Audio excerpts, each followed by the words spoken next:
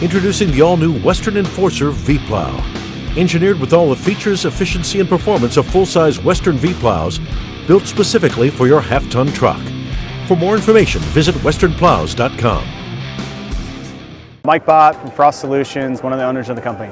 What we do is provide a mini weather station to give you a tailored forecast to those particular locations so you know where and when and what to do in those parts of town. You know there's 2 or 3 or 4 or 5 different ways that people can experience tremendous value having a technology like this.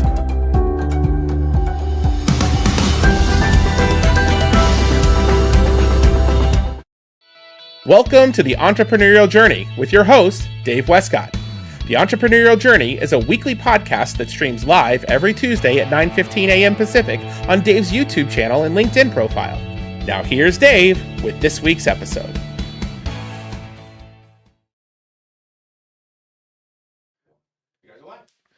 Good morning and welcome to the Entrepreneurial Journey. I'm your host, Dave Westcott, and I've got with me my favorite co-host, Todd Chapman. Thanks, I appreciate it. Nice to have you guys. Does it shock you that you're my favorite? No, I was laughing because I'm like, am I the only co-host? Well, we've had other co-hosts on here before. Okay, nice. All right. And I also have Scott the beekeeper, who is my co-host on Teach Me Bees. All right, so I can rub it in with Scott. Perfect. What I'm saying is that you're my favorite co-host, unless you screw that up today. Ooh, okay. And I'll do my become best. like, I don't know, somewhere down the line. I think good. the reason why you beat out my buddy Scott was because of the fact that his favorite movie of all time is The Lion King. Oh, wow. Yeah, okay. All right. Well, I'll try not to screw it up. That, I don't know if there's any favorites today. Is that today. your favorite movie? No, it's not. I mean, it's a enjoyable. I mean, if I have to watch a Disney movie with the kids or something like that, it's not a bad one. I'm nothing against The Lion King, but as far as favorite holiday movie, I think there's probably a good 10 movies ahead of that. To all the people who love The Lion King, I want you to know that I also love The Lion King, but I would rather die of 1,000 paper cuts than watch The Lion King. During the holidays, right? At any period of time. Oh, at any period. Okay. Good enough. I just want to throw it out there that I do not like cartoons. Yeah. I like man stuff. Yeah. Like chopping wood. Die Hard. Wearing my flannel shirt. As we found out during our holiday party last week, that how Die Hard is a holiday favorite. Die Hard is a holiday favorite. I don't even know how it's a holiday movie, but I mean, it is what it is. Yeah. All I can say is, when I think of a man, I think of a lumberjack. Yeah. Where am I going with that? Do you know? Can you tell where I'm going in my own head? Can you tell I'm going Catalina wine mixer? I was Will Ferrell. I'm wondering. Hello. I'm wondering. Yeah. No, I was with you. You were with me. He was tracking. Just didn't know if he was gonna share it. If did we just become best friends? Did we just become best friends? Yep. Okay. So, anyways, we're here. Listen, this is a fun show. This is the Christmas special. Yeah. And I think it's important. It's interesting, I want to just say that I love the sponsor intro with Western Snowplows. What a great brand, by the way. We run Western Snowplows on all of our equipment. But, I really loved seeing the Western Snowplow, and they had a shot of some residential houses in the background. Maybe they're plowing an HOA. I don't know what's going on in that picture. But I'm imagining it's an HOA. And I'm imagining that they're plowing snow on Christmas. And I'm imagining that it's a white Christmas. Now, the thing about Christmas is, growing up in the Pacific Northwest, being from Houston, then San Francisco, then Seattle, as kind of the 3 main living places growing up, we were never in an area that was like, oh man, we're going to have snow for Christmas. It's like, what's it like to have snow for Christmas? Like it's such an exciting thing. Like I think in my life, I've probably had 2 white Christmases ever. Okay. Yeah. And, so wait a minute. I've probably had like 4 white Christmases. 2 of them I just hated because it snowed and I was in the snowplow business. Yeah. So, I love the fact that in my dream, the guy's plowing snow and it's Christmas and he's using that amazing, beautiful Western plow, which is the best plow on the planet, by the way. And at the end of the day, it's like, when snow happens on Christmas, you're excited because you're going to make money, right? You get excited. 2, you're nervous because you wonder, God, are all my guys going to show up? Who's going to miss, right? Because you already know, I don't care what company you already know there's going to be a handful of guys that don't show up on Christmas. So we know that's going to happen. And then 2, you're partly bummed because that means you're probably not going to spend Christmas with your family. Yeah. Which means that you're probably not going to get a holiday, which means that you're probably not going to get a day off, which means you're probably going to work through Christmas, the day after Christmas, and then you're going to be right back into the normal swing of things, and you won't have even had a break. And so that's kind of the life of a snow provider when it snows on Christmas. Therefore, you want it to snow. But because you're in the snow business, secretly, you're hoping it doesn't snow on Christmas. At least that's how I'm feeling. I'm secretly hoping, don't snow on Christmas. Don't snow on Christmas. Snow the day after Christmas. Snow 2 days after Christmas. Snow the day before Christmas. Just don't snow on Christmas. That's always like what I'm thinking. But in the back of my head, I'm like, no, I can't say that because I need it to snow, because I need to make money, because, when it snows, it's like we only get so many shots a year to actually get out there and plow the snow and make the money that we need to make.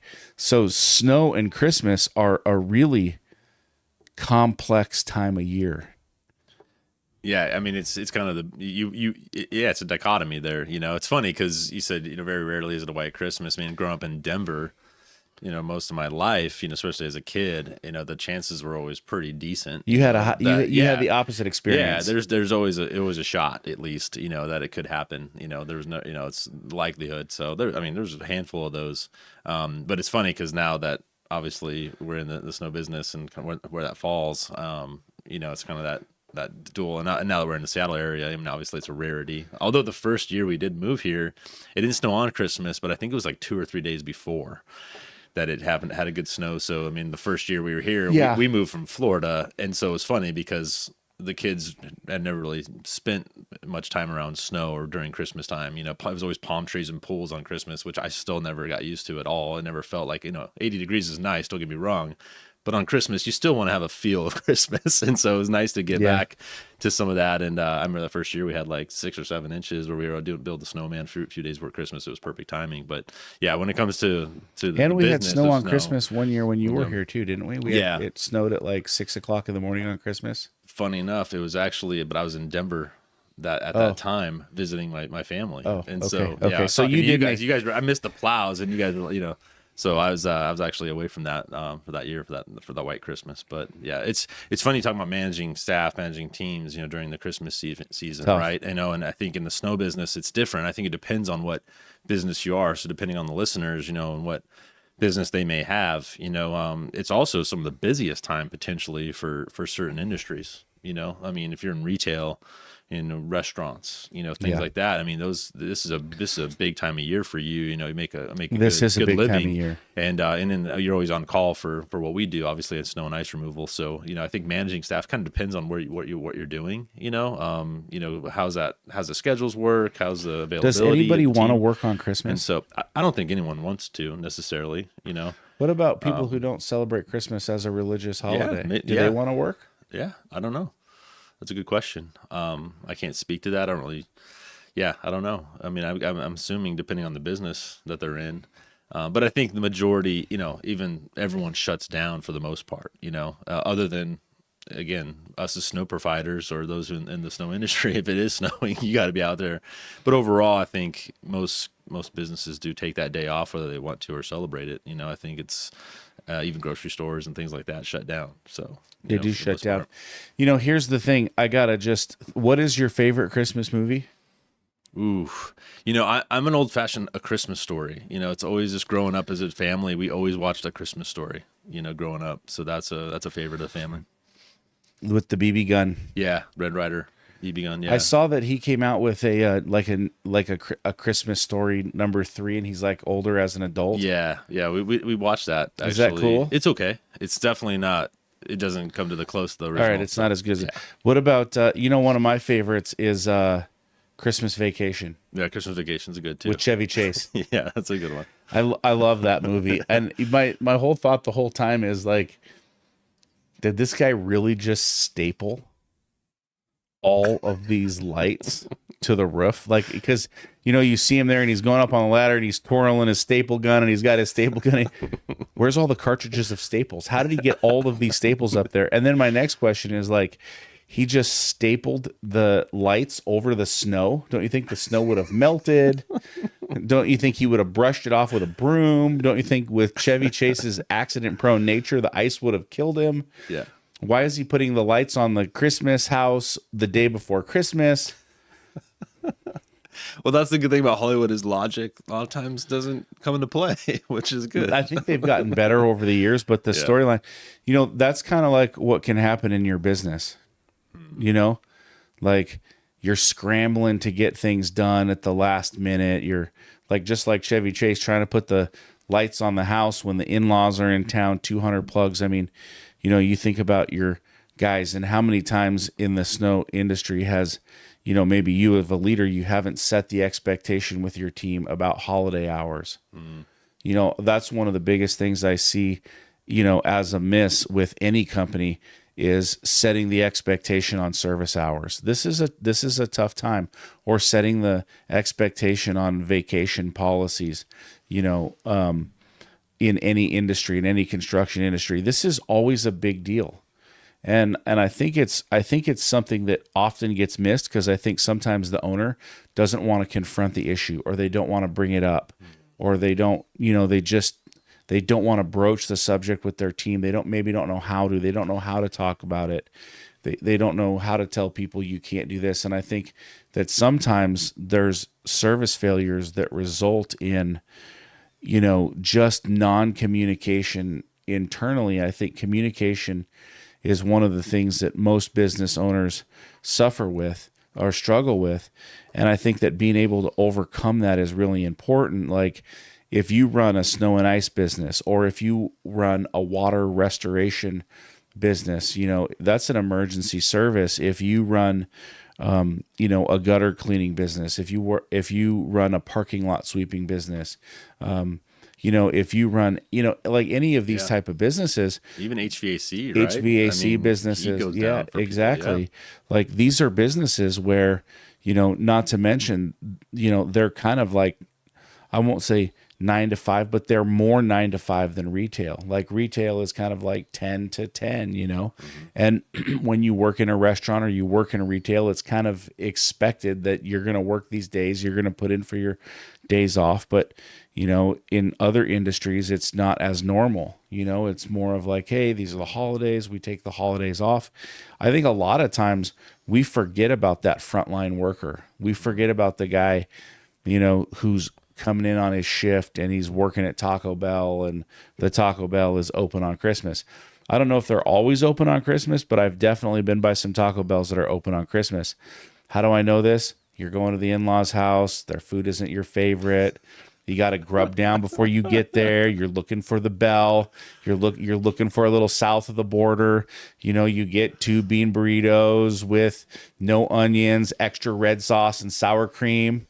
Or no red sauce with green sauce. Sauce with green sauce. If they have that verde sauce, if they got that verde, if they got that verde. So you've done it too. Oh, yeah. All right, you're guilty. Oh, yeah. So to all the in-laws out there, we love you. Yeah. But at the end of the day, like, you know, there's a lot of frontline workers who are working. There's the frontline workers at the grocery store. There's the people who are greeting you, the people who are doing checkout. There's a lot of grocery stores open on Christmas or open late on Christmas Eve. There's a lot of businesses that aren't shut down. There's gas stations that are open, people who are out there working.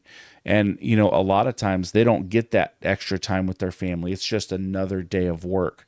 And so, you know, I'm a believer in, one, you got to communicate these expectations. Communicate the expectations, you know, with your folks. Communicate them with your team. And, you know, that's a powerful, powerful thing. that we can do as leaders in our business. We're about halfway through here, so I just want to take a shout out to our sponsors. I just want to say thank you to Western Snowplows. We love Western Snowplows, like we mentioned at the beginning of the show here. And when we're running our equipment, when we're running our business, we are running Western equipment. We're running Western snowplows on our trucks. We're running the Western pile driver on our loader and skid steers, and we're running the Fisher Whiteout on skid steers, and it makes a difference. And that live edge that's on that pile driver is awesome, and it can actually reduce the amount of salt that you need to apply to a parking lot by about 30%. So that is really huge. It helps keep people safer, and that articulating blade actually helps to move with the pavement, because if you look at the pavement's not always level. There's little divots and pockets, and what happens is that articulating edge is able to get down and bring you to bare service across an uneven pavement surface. So, hey, listen, if you're a snowplow provider out there, check out the Western gear, check out the pile driver. It's great stuff to put on the front of your truck. It's great stuff to have on your equipment. The people are absolutely fantastic. If there's an issue, they're going to get it fixed and repaired right away. Downtime is a no-no in the snow business. So just a shout out to Western.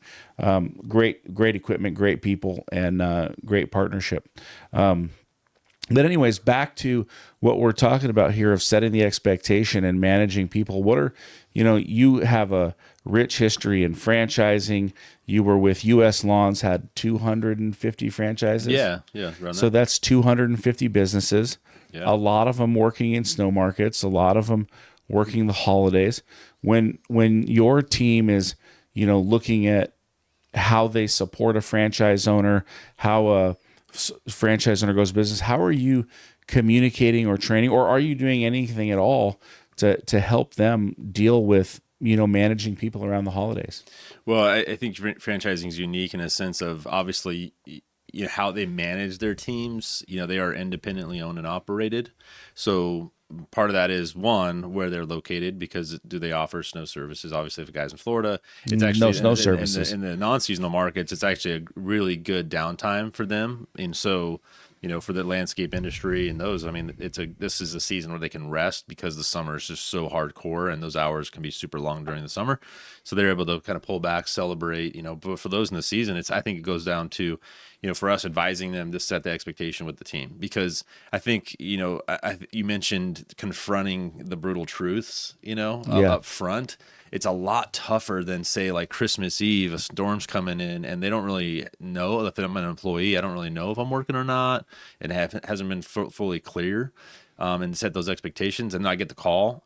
It's a lot. I feel like my morale is going to be worse than if it's just kind of set up and it's like, oh, well, I might have to work Christmas, and I know ahead of time, and I can set and plan and kind of set that expectation with my family or the in-laws or whatnot. Versus, then all of a sudden I'm getting the call and I'm like, I got to come in. So I think one is, you mentioned it, communication.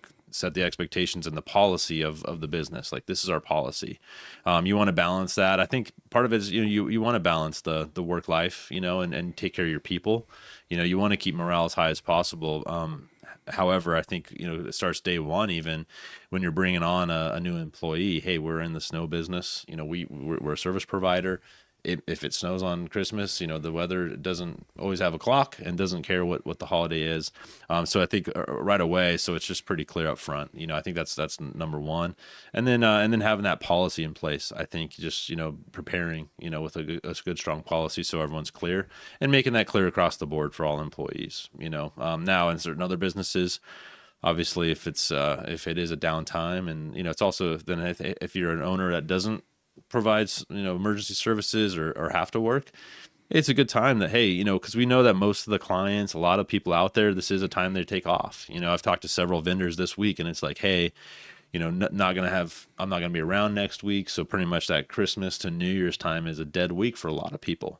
And I think for a lot of clients, and depending on the business, you may be, it may be a good time, I think, for owners, just talking to the entrepreneurial people out there, is a good time to focus on planning, focus on strategy, because a lot of times I think, they're in the day to day, and don't spend a lot of time, those are familiar with, Stephen Cohen's quadrants, it's a lot of times you're putting out fires, you're kind of focusing on those tasks, and the one that gets kind of brushed aside is strategy planning, for owners. So a tip I would say is knowing that a lot of people, although, again, if there's storms, you got to be prepared, but a lot of people are going to be, a lot of clients, a lot of vendors are going to be taking some time off. So this is a good time that maybe they won't be as busy for you to sit down, plan for the new year, focus on some personal development, some goals, and planning, for the new year. I think it's a good time for that. Yeah, that's interesting. You definitely, I think you want to plan for the new year. And I think that's a hot topic, right? Like you want to get that in because, I think just on the journey, what you find is, oh man, we're going to get to it in January. No problem. Wow. Okay. We're getting to this thing in January. And what happens? It's like, January 14th, you have your meeting and, everybody's aligned and, what next? Okay. Now you've got a little bit of homework and you got to finalize things, and all of a sudden it's the end of January, and then you're putting your goals in place, for the first quarter, but you're not starting them till February. You only got 2 months to get them done. You're already a month in. Yeah. And then what happens? And then, two you things. Don't get it done. Yeah.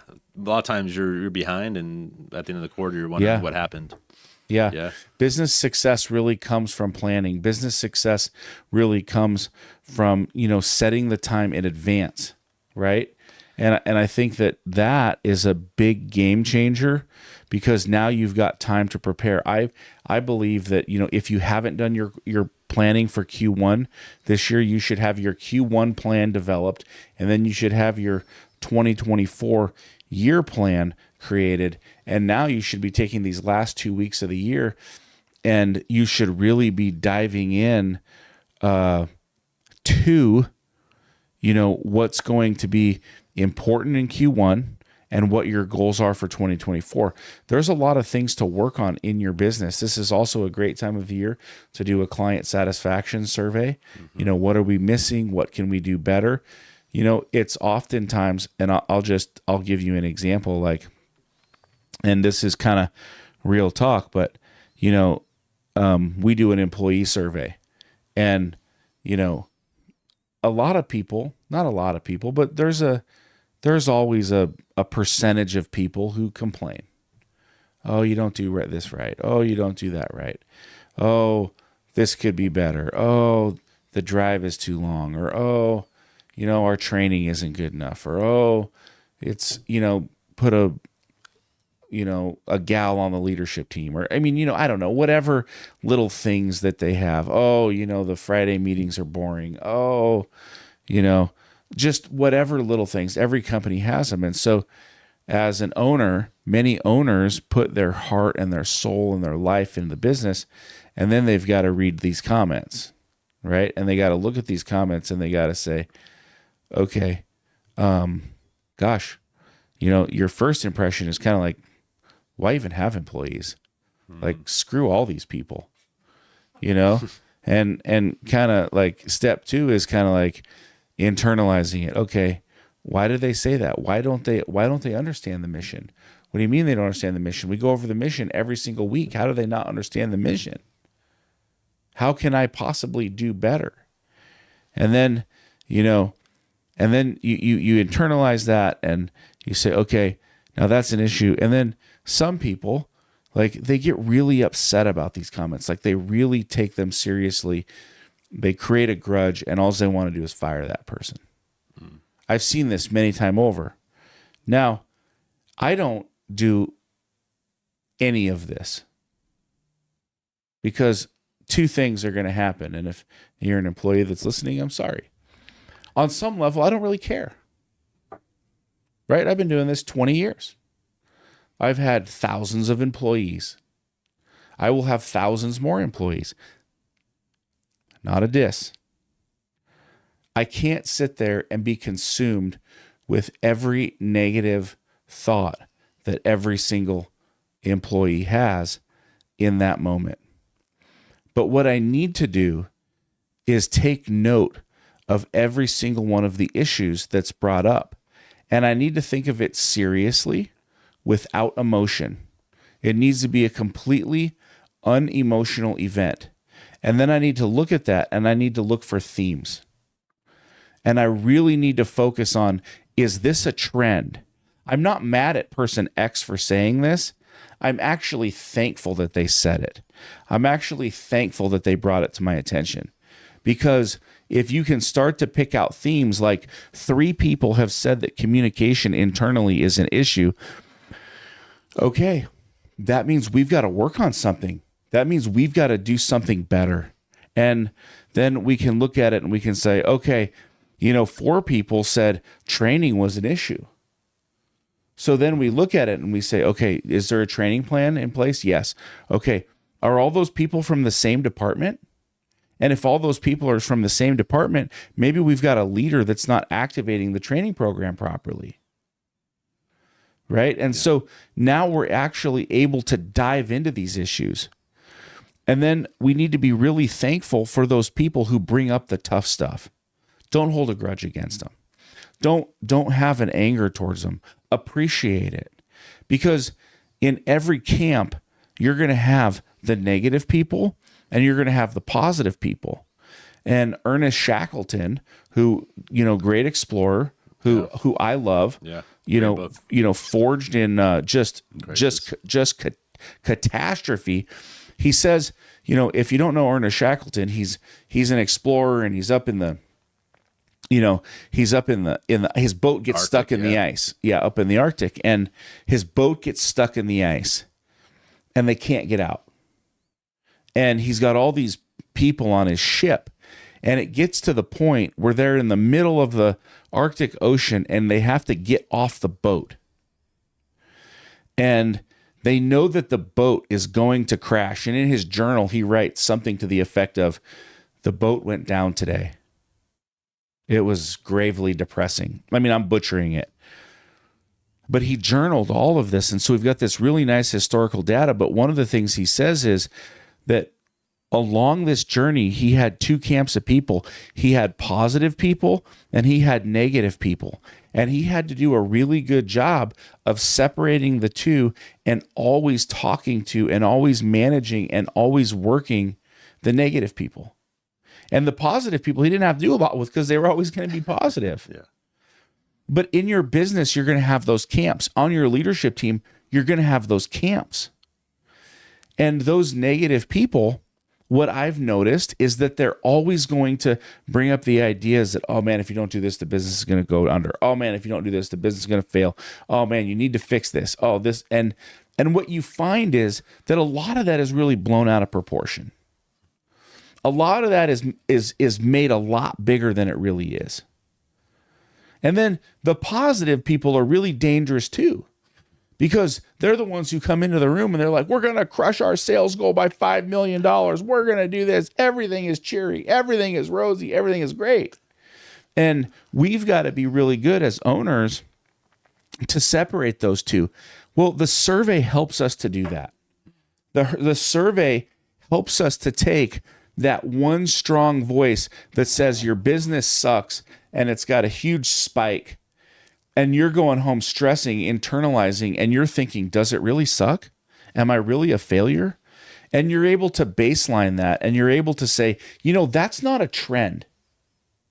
That's one person's opinion, and maybe that's the most negative person on the team, but the team has said we need to do better here, here, and here. So me as a good leader, I'm going to look at see how I can elevate these issues. And then what I may do is coaching one-on-one with that more negative person to bring them back into camp. And they take a lot of time. So as an owner, what is one of your jobs? Well, it's, you got to build the culture. So you got to spend more time on culture with the negative people and less time on culture with the positive people. But at the same time, you got to manage the positive people's, expectations and what they bring to the table. Because if they don't come through on the grandiose, the negative people is just going to be, I told you so. Yeah. And this comes back to your planning. So I love that you brought that up, because planning enables us to set the expectation. And it enables us to set the expectation for holidays, for hours worked, for all of these things that we're going to do, because now we know the plan. And when you can lay out the plan, when you can lay out the map, you're super successful. Even with my own little kids, one of the things I do with my kids when it's, daddy and kid day is we talk about the plan. Guys, we're going to go to McDonald's. That's going to be fun. We're going to get our favorite McDonald's breakfast. Then we're going to go to Dee's hockey game. From there, we're going to go to the store. We're going to do a little Christmas shopping. From there, we're going to get some ice cream. Then we're going to head home. We're going to play a game of Legos, or we're going to build some Legos. We're going to build one Lego. We're going to play one game of spades.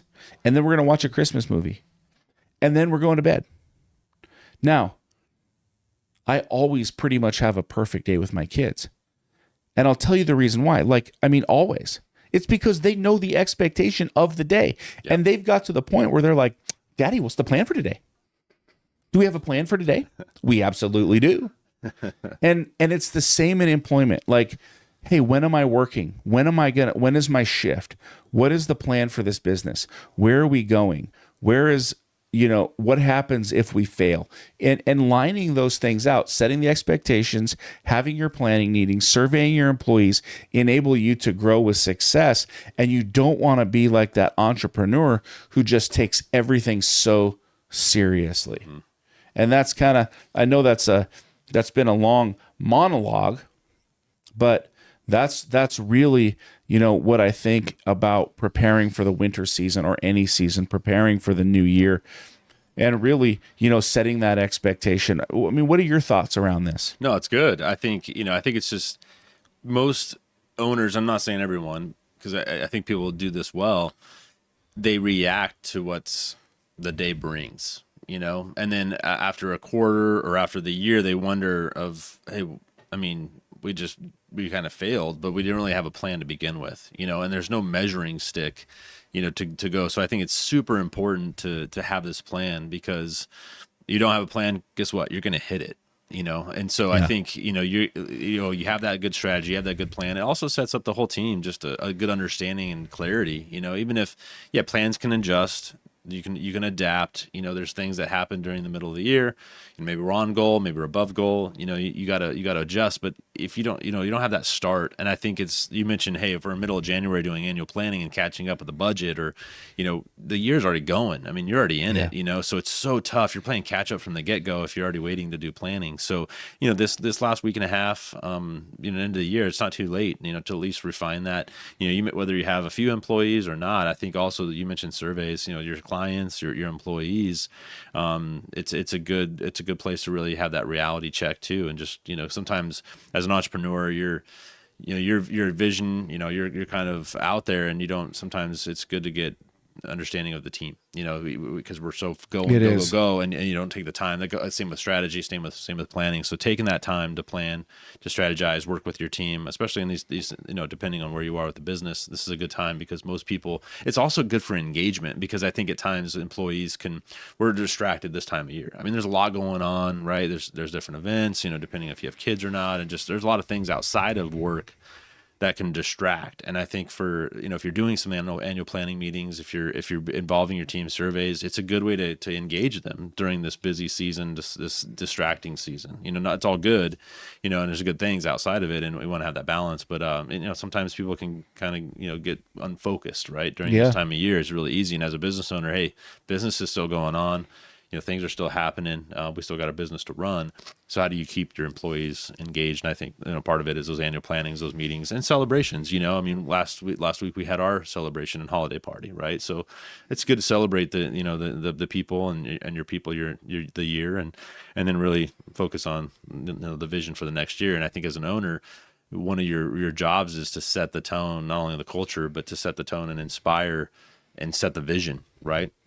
So if you don't have that plan, how do you explain the vision for the next year? If you're not spending time building the strategy, building the plan, you got to have it. Communicating that to the team, because you mentioned, just in, communication and employees saying, the internal communication, that's a key point, is like, hey, where are we going? They want to be part of understanding and a part of that, and so I think that's really important to have these meetings, have this planning sessions, so you can set the vision for the year and where you want to go in the business.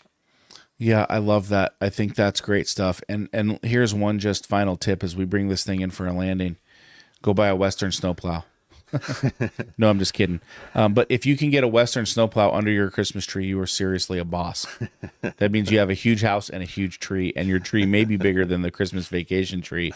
So props to you for doing that. Frost cameras are also awesome. So, if you want to see what the temperature is outside and you want to make sure people are safe, you want to hook up with the Frost cameras. We're a big believer in Frost cameras. We use Frost cameras. In fact, our team is installing a Frost camera today, so really excited about that.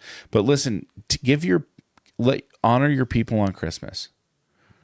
Make sure that no matter what they get that day, maybe that day can't be on the day, but make sure they get the day. Really focus on that. And if you were taking notes, the biggest things that you can do, for your team is 1, set the expectation. 2, have your annual strategy and planning meeting. 3, run a survey. And 4, allow your people to enjoy Christmas, whether it's on the day or off the day. That's what we've got for you. I'm Dave Westcott, host of the Entrepreneurial Journey. It's been our pleasure to be with you. Check us out next week. We are going to be live 9:15 a.m. Pacific Standard Time, and we're going to be talking about giving back around Christmas and what's important about give back, what's important to business, to personal on Christmas. It's a really awesome show that we're going to have. Dave Lundquist is going to be with us, and we're going to talk about giving back around the Christmas holiday. So don't miss that. It's going to be a fantastic show. Again, a shout out to Western and Frost, our incredible sponsors who make this show happen. Amazing people to work with on both levels. And listen, follow me on LinkedIn. Follow me on Facebook, David Westcott. Follow me on YouTube, anywhere that's social. Instagram, I hang out there. Give me a follow. And if you like this show, if it was good, give it a like, give it a share it with your friends and colleagues. It's great to have you on the show, and thank you for taking the time to listen. We'll see you next week. Mike Bott from Frost Solutions, one of the owners of the company. What we do is provide a mini weather station to give you a tailored forecast to those particular locations, so you know where and when and what to do in those parts of town. There's 2 or 3 or 4 or 5 different ways that people can experience tremendous value having a technology like this.